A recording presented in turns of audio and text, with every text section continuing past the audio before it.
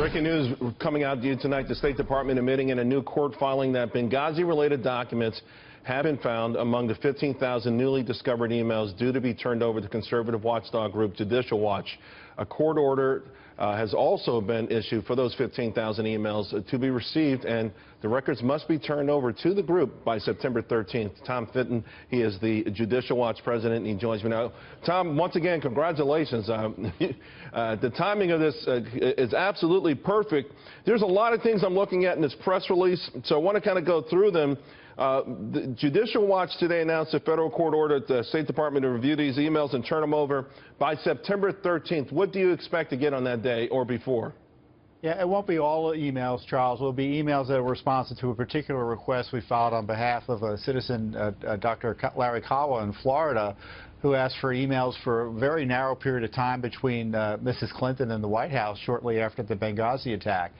And the Justice Department or the State Department's been ordered by the court to look at the new emails that they have as a result of our other litigation that the FBI was able to recover from Mrs. Clinton's deleted emails and wherever else they were, and find out if they're responsive documents and turn them over. And then on top of that, we have another request for Benghazi materials generally from the Clinton email system and the Clinton office, and the State Department responded to us just recently and told us that they did get some hits when they did some searches on Benghazi and related terms, and so they'll be turning over us the results of that research by September 30th.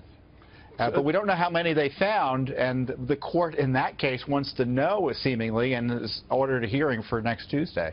Things are breaking fast. They are breaking fast. So in other words, wasn't there already a formal request within the government, you know, and it's so murky because this thing goes on, it's a saga, you know, longer than Game of Thrones, but do you think there was did anyone request this information before during any of the investigations? Oh, Lord, yes. Benghazi-related emails should have been turned over by Mrs. Clinton and the State Department years ago. And the fact that they've been found among emails that Mrs. Clinton deleted or otherwise didn't turn over to the State Department and the American people, it's simply astonishing. It is astonishing. I mean, we were talking about recipes, boring emails and yoga stuff.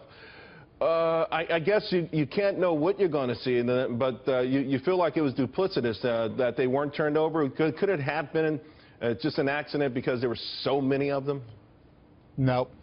I like that straight and direct answer. So walk us through the timelines now, Tom, if you can, because we've got a lot of different moving parts here, and the American public really, obviously, the thing we're most concerned about is getting to the truth before the election.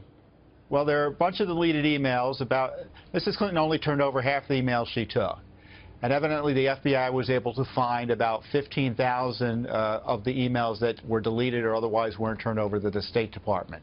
So next month, emails, and those emails will begin to be being turned over to Judicial Watch as they relate specifically to Benghazi and generally speaking. So we could be getting these emails as early as September 13th per court order, September 30th for other courts, and in the meantime, there's a third court who wants to know generally when are all these emails going to be released, and that hearing is going to be on September 23rd. Yeah, so the next several weeks are going to come fast and furious. That's called the Court of Public Opinion. I got to quickly ask you, we only got a minute left in this segment, but you put out a tweet that, and you caught a lot of flack, talking about amnesty encourages more illegals. Thanks Obama, thanks Trump, thanks Clinton.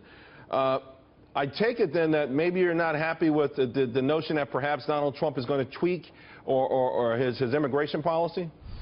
You know, the specifics of the policy people can argue about, but we've already uncovered during the Bush administration when George Bush was promoting his amnesty plan, the Bush administration found as they were picking people up at the border was talk of amnesty causing them to cross the border, and the answer was yes, and there was an obviously uptick in response to even the idea of amnesty. Right. Talking about giving someone the benefit of their law breaking, it shouldn't be too uncontroversial or too controversial that you'll get more law breaking as a result.